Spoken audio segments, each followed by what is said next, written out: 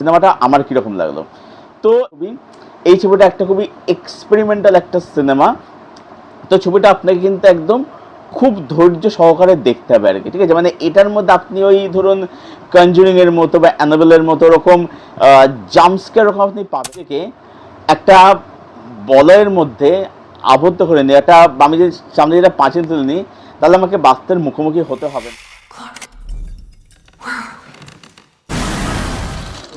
আমি Souvik, welcome to সিনেগানি। এই ভিডিওতে রিভিউ করব ব্যাকরুমস বলে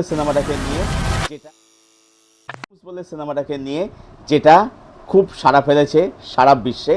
ছবিটা আমার হলে গিয়ে দেখা হয়নি অ্যাকচুয়ালি। ব্যাকরুমস অবসেশন এই দুটো ছবি একই সময় রিলিজ করেছিল, তো ব্যাকরুমস আমার তখন দেখা নেই, অবসেশনে দেখেছিলাম। তো ব্যাকরুমস এখন চলে এসেছে সনি লিভে, তো ছবিটা আমি সেখান থেকে দেখলাম। তো ছবিটা আমার কীরকম লাগলো, তো এই ছবিটার রিভিউতে আলোচনাতে আসার আগে আমি এই ছবির ডিরেক্টর সম্পর্কে একটু বলতে যাব। ছবির ডিরেক্টর নাম হচ্ছে কেন পার্সন। এই পরিচালক হচ্ছেন 21 বছর বয়সী, হ্যাঁ মাত্র 21 বছর বয়সী একজন ইউটিউবার, যার চ্যানেলের নাম হচ্ছে কেন পিক্সেল। এই বয়সে তার সাবস্ক্রাইবার হচ্ছে 3.54 মিলিয়ন সাবস্ক্রাইবার সে গেইন করে বসে আছে এই বয়সে।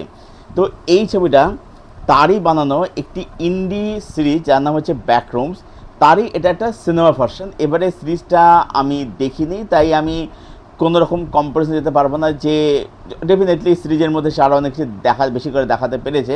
আমি গুগল করে দেখলাম যে সিরিজটা হচ্ছে 25 পর্বের একটা সিরিজ আর কি, ঠিক আছে? তো এটা তার একটা ফিল্ম ভার্সন আর কি। তো আমি সিনেমাটাকে নিয়ে একটা স্ট্যান্ড অ্যালোন ডিসকাশন করবো, সিনেমাটা আমার কীরকম লাগলো। এই যে অপশন কর্নারে বেরোলো, এই যে অপশনে ব্যাকরুম, দুটো ছবির মধ্যে একটা তুলনা আলোচনা কেন চলছে, কারণ হচ্ছে যে দুটো সিনেমার ডিরেক্টর, যে ডিরেক্টর অপশনের ডিরেক্টর হচ্ছে কারি বার্কার, সে একজন ইউটিউবার, তার চ্যানেল নাম হচ্ছে দ্যাটস আ ব্যাড আইডিয়া।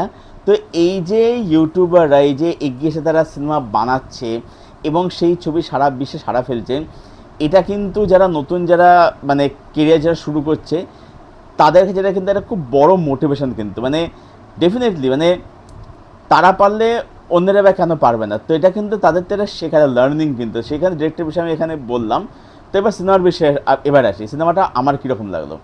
তো এই ছবিটার ক্ষেত্রে আমি যদি বলি, দেখুন ছবিটার মধ্যে আমার কাছে নেগেটিভ দিক সেভাবে নেই, কিন্তু এই ছবিটা আপনাকে ছবিটা যদি আপনি বুঝতে পারেন, ছবিটা আপনার কিন্তু মানে এই জন্য বিগ টাইম কিন্তু ওয়ার্ক করবে।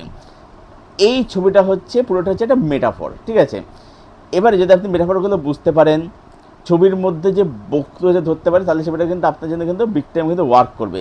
এই ছবিটা একটা খুব নিশ ছবি, এই ছবিটা একটা খুবই এক্সপেরিমেন্টাল একটা সিনেমা। তো ছবিটা আপনাকে কিন্তু একদম খুব ধৈর্য সহকারে দেখতে হবে আর কি, ঠিক আছে? মানে এটার মধ্যে আপনি ওই ধরুন কনজুরিংয়ের মতো বা অ্যানাবেলের মতো ওরকম জাম্পস্কেয়ার ওরকম আপনি পাবেন না, কিন্তু মানে যদি আপনি খুব মানে হাটকে কিছু দেখতে চান, তাহলে কিন্তু ব্যাকরুমস আপনার জন্য কিন্তু একটা মাস্ট ওয়াচ একটা সিনেমা। তো ছবির মধ্যে আমরা কী দেখতে পাচ্ছি, এখানে যে প্রোটাগনিস্ট, আমি যে যদি স্টোরি আইডিয়ার কথা যদি আসি, মানে গল্পটা কী এখানে আছে প্রিমিস যদি বলি, ছবির যে প্রোটাগনিস্ট ক্লার্ক, সে হচ্ছে একটা মানে থেরাপিস্টের কাছে যাচ্ছে, মেরি ক্যারেক্টারটার নাম, এই যে ফিমেল থেরাপিস্ট। এবারে এই ক্লার্কের যে চরিত্রটা, সে হচ্ছে একসময় একজন আর্কিটেক্ট ছিল, বর্তমানে সে একজন খুব স্ট্রাগলিং একটা স্ট্রাগল ফেজের মধ্যে যাচ্ছে। তার একটা ফার্নিচার শপ রয়েছে, বাট সেটা চলছে না, বিজনেস ডাউন হয়ে গেছে, তার ওয়াইফ তাকে ছেড়ে চলে গেছে। এবারে সেটা থেরাপিস্টের কাছে যাচ্ছে। এবারে ছবিটার নাম হচ্ছে ব্যাকরুমস। ব্যাকরুমস কথার অর্থ কী, যদি আমি এখানে আক্ষরিক অর্থে যদি বলি, ব্যাকরুমস মানে হচ্ছে ধরুন পেছনে ঘর বা অন্ধকার ঘর, কিন্তু এইখানে ব্যাকরুমস হচ্ছে মানুষের মনের একটা দিক, আর মানুষের মনে হচ্ছে ব্যাকরুমস আর কি। ধরুন আমি একটা এক্সাম্পল দিয়ে বলছি, এবার আমি ঢুকছি স্ক্রিন প্লে কথাতে। ছবির স্ক্রিন প্লে করেছে কেন পার্সন্স এবং উইল সডিক, এর জন্য স্ক্রিন প্লে করেছে। এবারে দেখবেন একটা জিনিস, সেটা হচ্ছে যে এই যে মানুষ হিউম্যান নেচার একটা জিনিস কী আছে, যে সে ধরুন যদি সে ব্যর্থ হয়, ঠিক আছে, যদি ব্যর্থ যদি হয়, ধরুন সে কিছু করতে, যে আমি এখানে এই ক্লার্কের কথা যদি ধরি, সে কী করছে, সে সব কিছুর জন্যে সে তার ওয়াইফকে ব্লেম করছে। এবার সে কিন্তু যে অ্যালকোহলিক হয়ে পড়ছে এর ফলে, সে তার ওয়াইফকে ব্লেম করছে, সে সোসাইটিকে ব্লেম করছে, ঠিক আছে, সে তার জব হারাচ্ছে, তার জন্য সে তার বস সবাইকে ব্লেম করছে, বাট সে নিজে তার দায়, তার রেসপন্সিবিলিটি নিতে সে রাজি নয়। এবারে মানুষ কী করে, মানুষের নেচার হচ্ছে এটাই, মানে আমি সব মানুষের সাথে, বহু মানুষের নেচার হচ্ছে এটাই। কেন সব মানুষের সাথে বলছি না, তার কারণ আমি একটু পরে আসছি। বহু মানুষের নেচার হচ্ছে এটাই যে যে আমি কখনো বাস্তবের মুখোমুখি হব না। সে কি করছে এখানে ছবিটার মধ্যে, একটা এসকেপিজম, একটা ট্রমা, ঠিক আছে, বা একটা ডিনায়াল, মানে এই যে ক্লার্ক ক্যারেক্টারটা এ নিজেকে এখানে ব্যাকরুমসের বন্দি করে নিচ্ছে, বিকজ এ বাস্তবে মুখোমুখি হতে চায় না, এ কোনো রেসপন্সিবিলিটি নিতে চায় না, এ কোনো কিছু দায় নিতে চায় না। সে মনে করছে যে আমি যদি নিজেকে একটা বলয়ের মধ্যে আবদ্ধ করে নিই, একটা আমি যদি সামনে যেটা পাঁচিল তুলে নিই, তাহলে আমাকে বাস্তবের মুখোমুখি হতে হবে না, এবং তাহলে সেক্ষেত্রে আমি একটা এসকেপিজম পাবো। কিন্তু ছবিটা এটাই দেখায় রাইটিংয়ের মধ্যে যে আপনি সাময়িক একটা সময়ের জন্য আপনি লুকিয়ে থাকতে পারেন, বাট সেটা সব সময়ের জন্য কিন্তু নয়। আপনাকে কোনো কোনো সময় আপনাকে কিন্তু মুখোমুখি হতেই হবে। আমি যে একটু আগে বললাম যে সব মানুষ সেটা করে না, এই যে তুমি মেরির ক্যারেক্টারটা, মেরি একজন থেরাপিস্ট, এবার সেই মেরিরও কিন্তু একটা পাস্ট কিন্তু আছে, বাট মেরি কিন্তু সেখান থেকে পালিয়েছে না। ক্লার্ক যেটা করছে, ক্লার্ক কিন্তু পালিয়ে যাচ্ছে, মেরি কিন্তু সেটা পালিয়ে যাচ্ছে না, মেরি কিন্তু সেটার মোকাবেলা কিন্তু করছে। তো ট্রমা থাকলেই পালিয়ে যেতে হবে, দ্যাট ইজ নট নেসেসারি। তো ছবির রাইটিং কিন্তু বলবো এখানে খুব ভালো। নেক্সট আসবে হচ্ছে ছবির মধ্যে টেকনিক্যাল অ্যাসপেক্টস। এখানে প্রশংসা করতেই হবে সিনেমাটোগ্রাফার জেরেমি কক্সের। আমি যেটা বললাম ছবির শুরুতে, ছবিটা একটা মেটাফর। এই যে ব্যাকরুমস, যেটা মেটাফরে গেলে হচ্ছে আমাদের মন। দেখবেন এর দৃশ্য থাকে যেখানে ঘরটার বিভিন্ন স্তর দেখানো হয়, মানে এটা হচ্ছে আমাদের মনের বিভিন্ন স্তর, বা এই যে দেয়াল ভেদ করে আলো থেকে অন্ধকারে চলে যাচ্ছে, তো এটা হচ্ছে আমাদের মনের বিভিন্ন দিক, যেটাকে ওরকমভাবে একটা হরর এলিমেন্টের মাধ্যমে দেখানো হয়েছে। এখানে প্রশংসা করতে হবে হচ্ছে সাউন্ড ডিজাইনের, সাউন্ড এডিটিংয়ের, সাউন্ড মিক্সিংয়ের, সাউন্ডের ক্ষেত্রে দুর্দান্ত। এই ছবিটা কিন্তু হরর বলতে যেটা আমরা বুঝি সেটাকে সেরকম হরর নয়, এটাকে আপনি কিছুটা বলতে পারেন কসমিক হরর, বা এটাকে বলা ভালো হচ্ছে একটা সাইকোলজিক্যাল হরর, যেখানে ভয়টা মানুষের মনের মধ্যে চলছে।